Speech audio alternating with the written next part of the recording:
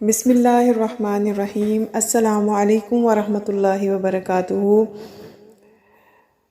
ہم الحمدللہ رسول کریم صلی اللہ علیہ وسلم کے بارے میں جان رہے ہیں، جن کا نام محمد ابن عبداللہ ابن عبد المطلب الہاشمی القرشی، اعلیٰ نسب، اعلیٰ حسب، قوم اشرف، قبیلہ اشرف، خاندان اشرف، سب سے زیادہ قابل تعریف، سب سے زیادہ سخی، سب سے زیادہ بہادر، سب سے بڑھ کر دنیا سے بے رغبت، سب سے زیادہ مہربان، سب سے زیادہ خوبصورت چہرے والے، سب سے بہترین اخلاق کے حامل، نہایت رقیق القلب، رحیم المزاج، نہایت مہربان دوست، بہت شفیق مہربان، روشن چراغ، خاتم النبیین، رحمت للعالمین۔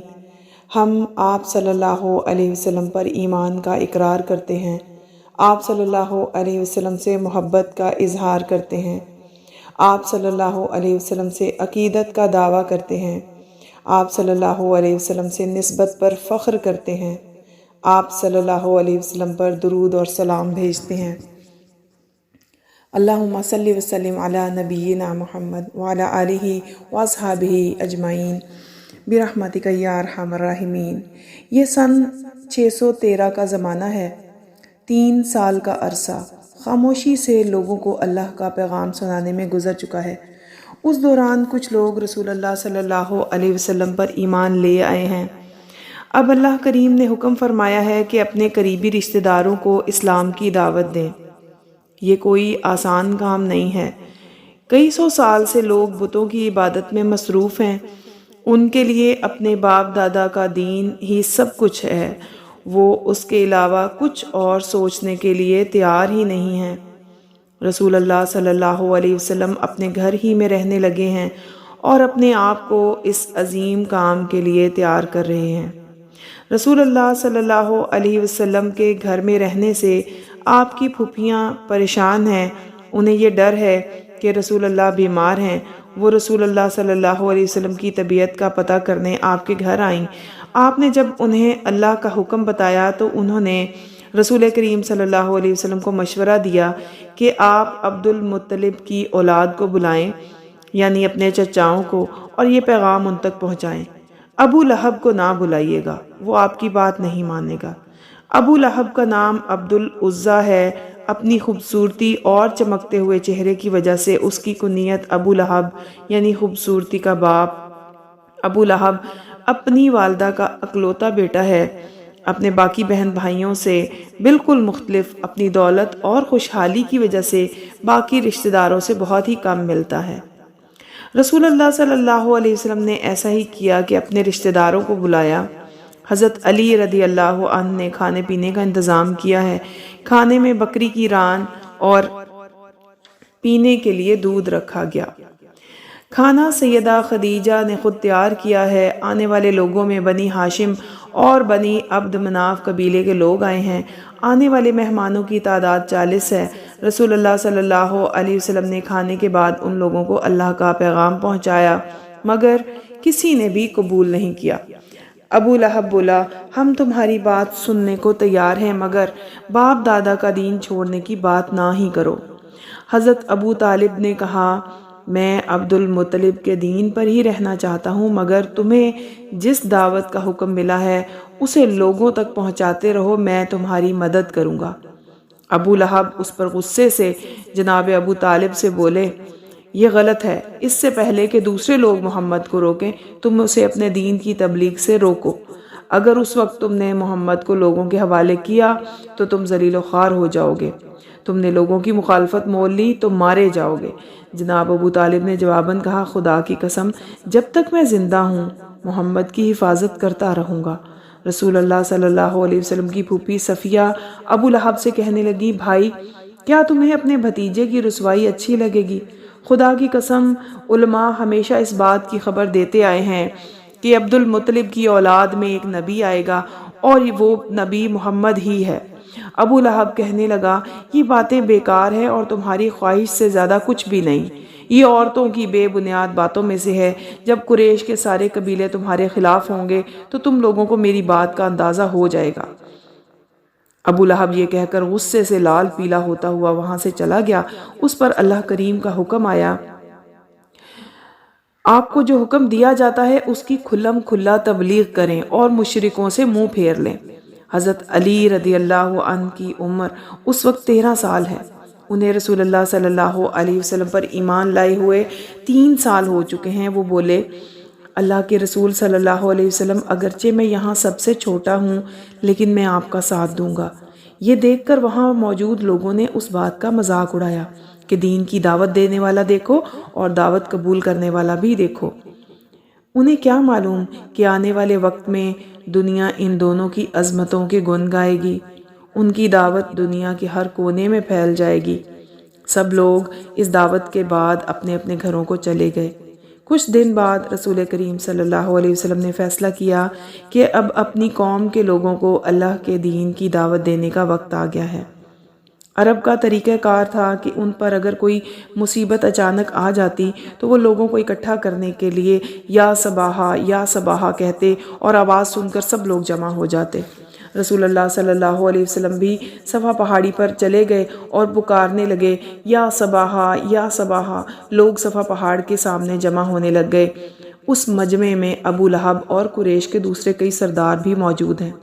اگر کوئی خود نہیں پہنچ سکا تو اس نے اپنا نمائندہ بھیج دیا۔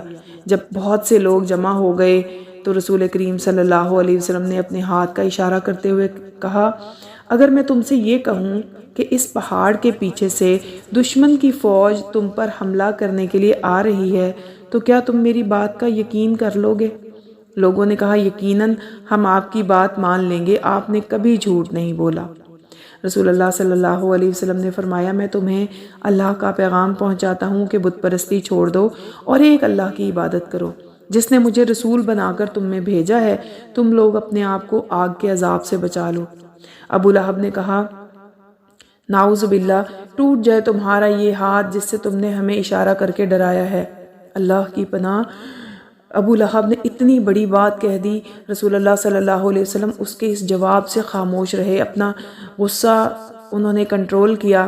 اس کے بعد لوگ وہاں سے چلے گئے۔ اللہ کریم کو یہ بات پسند نہیں آئی۔ اللہ کریم کو ابو لہب کا رسول اللہ کو یوں کہنا اور ہاتھ ٹوٹ جانے کی بات کرنا اس قدر برا لگا کہ اللہ سبحانہ و تعالیٰ نے قرآن مجید میں سورت لہب اتار دی، سورہ المسد، جس میں اللہ تعالیٰ نے فرمایا، ابو لہب کے ہاتھ ٹوٹ جائیں اور ہلاک ہو جائے، اس کی دولت اور کمائی اسے کوئی فائدہ نہیں دے گی، جلد ہی شعلوں والی آگ میں داخل ہوگا اور اس کی بیوی بھی، اور اس کی گردن میں مضبوط رسی ہوگی۔ اللہ کریم نے انتہائی ناراضگی کا اظہار کرتے ہوئے فرمایا، تبت یدا ابی لہب وتب، ابو لہب کے دونوں ہاتھ ٹوٹ جائیں۔ حج کا موقع ہو یا کوئی بازار لگتا ہو، جب دور دراز سے لوگ آ کر جمع ہوتے تو رسول کریم صلی اللہ علیہ وسلم آنے والوں کے پاس تشریف لے جاتے اور ان تک اللہ کا پیغام پہنچاتے۔ ابو لہب آپ کے پیچھے پیچھے رہتا اور رسول اللہ صلی اللہ علیہ وسلم جو کہتے اسے جھوٹ قرار دیتا۔ کفر اور شرک میں ابو لہب وہ واحد شخص ہے جس کی مذمت اللہ کریم نے قرآن مجید میں کی۔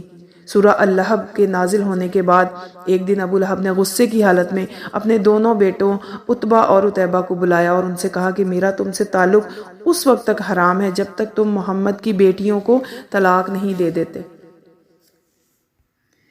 جی، یہ وہی چچا ہے ابو لہب جو اعلان نبوت سے پہلے آپ صلی اللہ علیہ وسلم سے بہت پیار کرتا تھا۔ ابو لہب اور اس کی بیوی نے یہ دیکھتے ہوئے کہ رسول اللہ صلی اللہ علیہ وسلم کی بیٹیاں پیاری، طریقہ سریقہ بھی ہے، اپنے بیٹوں کے لیے رسول اللہ سے رشتہ مانگا۔ ابو لہب کی خواہش پر ہی رسول اللہ نے حضرت ام کلثوم کا نکاح ان کے بیٹے عتبہ کے ساتھ اور حضرت رقیہ کا نکاح عتیبہ کے ساتھ کر دیا تھا۔ اعلان نبوت کے بعد ابو لہب کی مخالفت شدید دشمنی کی صورت اختیار کر گئی۔ ابو لہب کے دونوں بیٹوں نے رسول اللہ صلی اللہ علیہ وسلم کی صاحبزادیوں حضرت ام کلثوم اور حضرت رقیہ کو طلاق دے دی۔ رسول اللہ صلی اللہ علیہ وسلم کو ابو لہب کی اس حرکت پر دکھ پہنچا، لیکن آپ نے صبر کیا۔ معاملہ طلاق پر ہی ختم نہیں ہوا۔ عتیبہ نے اخلاق کی تمام حدیں پار کرتے ہوئے نبی صلی اللہ علیہ وسلم کی شان میں انتہائی نامناسب اور گستاخانہ کلمات کہے۔ رسول اللہ صلی اللہ علیہ وسلم کو عتیبہ کی اس حرکت پر بہت تکلیف ہوئی۔ آپ نے اللہ کریم سے عرض کی، یا اللہ، عتیبہ پر اپنے کتوں میں سے ایک کتے کو مسلط کر دے۔ عتیبہ اپنے والد ابو لہب کے ساتھ تجارت کی غرض سے شام جا رہا ہے۔ راستے میں ایک جگہ پڑاؤ کیا۔ ابو لہب نے اہل قافلہ سے کہا کہ میرے بیٹے کی حفاظت کرنا، مجھے ڈر ہے کہ کہیں محمد کا کہا پورا ہی نہ ہو جائے۔ عتیبہ کے چاروں اطراف قافلہ والوں کا سامان رکھ کر حفاظتی دیوار بنا کر عتیبہ کو سلا دیا گیا۔ رات کو ایک شیر آیا جس نے عتیبہ کی تکہ بوٹی کر ڈالی۔ حیرت انگیز طور پر شیر نے نہ عتیبہ کا خون پیا اور نہ ہی گوشت کھانا پسند کیا۔ اس طرح عتیبہ اپنے انجام کو پہنچا۔ یہاں ایک بات قابل غور ہے کہ اللہ تعالیٰ کا اصول ہے کہ جب بھی کسی نے نبی کریم صلی اللہ علیہ وسلم کی شان میں گستاخی کی، برے کلمات کہے، اللہ تعالیٰ نے اسے خود جواب دیا اور خود اپنے نبی کا دفاع کیا۔ اور اس سے ہمیں یہ سبق ملتا ہے کہ کسی کی اذیت پہنچانے پر نبی صلی اللہ علیہ وسلم نے صرف صبر سے کام لیا، اپنے غصے پر قابو رکھا، اور ہر بری سے بری سچویشن میں نبی صلی اللہ علیہ وسلم نے اس پیشنس اور ٹالرنس کا مظاہرہ کیا۔ اور ہمیں اپنے نبی صلی اللہ علیہ وسلم کے قدموں پہ چلنا ہے انشاءاللہ، اور ہمیں بھی ہر دکھ میں، برے حالات میں، ہر تنگی پریشانی میں اور اذیتوں پر، لوگوں کے تنگ کرنے پر صبر سے کام لینا ہے انشاءاللہ تعالی۔ جزاکم اللہ خیر۔ السلام علیکم ورحمۃ اللہ وبرکاتہ۔